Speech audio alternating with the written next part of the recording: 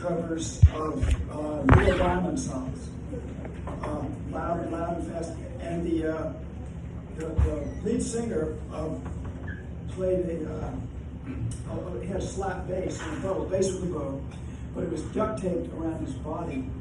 And at one point he did a front flip, which is hard enough off of the stage. It's about like this.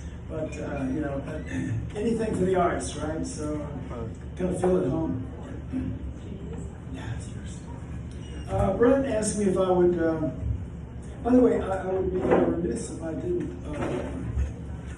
thank, first of all the bartenders, tip them, and the great people who are making those delicious sandwiches back there, and the hidden heroine of, thank you, the hidden heroine of this series, which is Amanda. She's hidden back there in the corner. She, ladies and gentlemen, is from Midtown Reader, and she's selling BOOKS. You've heard about boxes. Amanda will tell you about bookses. So they're over there for sale. Brett asked me to read a poem called Waffle House Index from Help Me Information, which is for sale right over there in the corner.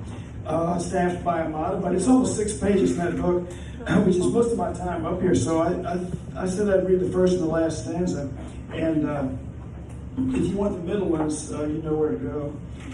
Oh, wait a minute, I forgot. I handed out copies of Diet of Worms later. If you didn't get one, some of the tables, I kind of tucked them in there next to the ketchup bottles.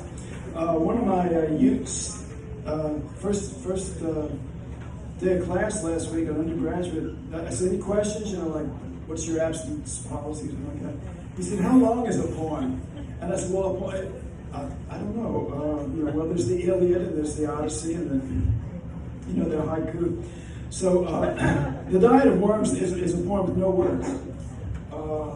So let that be a significant lowering of the bar. You don't even have to have words in there, but if you do have a copy, and I'm not going to read it. Well, I'm not going to read it. Certainly not going to read the middle of it because I would just be standing here and looking at you. But I don't know what your 8th grade was like, but the teacher was talking about the Diet of Worms. The Diet is an assembly, like the Russian Diet, and it was done in a town called Worms in Italy, or Worms, so it's called the Diet of Worms. And they were figuring out what to do with Martin Luther's teachings. This was 1521. But if you don't have that historical knowledge, the Diet of Worms might seem to refer to a nutritional regimen. Nutritional regimen consisting entirely of vermicular organisms, or a regimen of foodstuffs typically consumed by such organisms. So, now that we've got that out of the way, you can do anything with this poem. You can draw on it, you can make a list of it, a shopping list, give it to a kid, whatever you like. So that's up to you. A freebie. So this is just a couple of lines from Waffle House Index. It begins this way. Snooty British economics journal The Economist says, Waffle House, a breakfast chain from the American South, is better known for reliability than quality.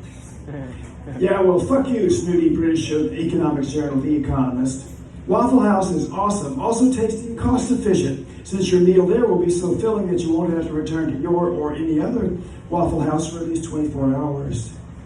Notice I said your Waffle House, like your doctor or your church, because just as there are many doctors and many churches, so there are many Waffle Houses, although only one is yours. That is, the closest one, for as every Waffle House is the same, why drive all the way across town to another Waffle House when you can get the same fine food at the one just down your street? Waffle House food also heals you, just as your doctor does, and it nurtures your spirit, as does your church. And in this way, our Waffle Houses even more like those other venerable institutions.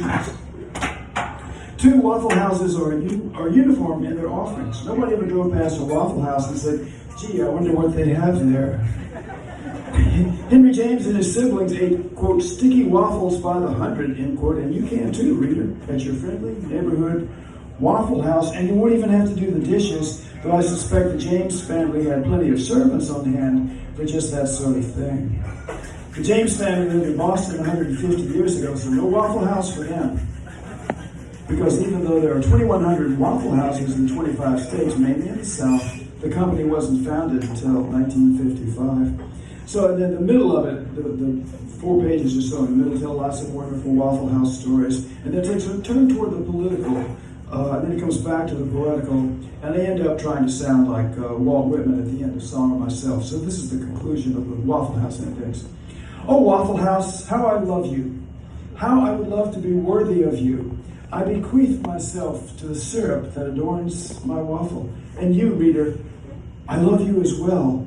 The last bacon cheesesteak melt of the day holds back for me. It coaxes me to the vapor and the dusk. I depart as air. If you want me again, look for me at the counter, menu in one hand, cup of scalding hot coffee in the other. Failing to fetch me at first, keep encouraged. Missing me at one Waffle House, search another. See, there I am, second from the left. I suggest the all-star breakfast consisting of a waffle, hash brown or grits, 2 eggs, and bacon, ham, or sausage. The best thing about the all-star breakfast is that it is delivered in waves. Your server brings you 3 plates, one at a time, as if you were royalty. Check, please. You can give it to my friend here. Just kidding. This one's on me. I stopped somewhere waiting for you. Barbara?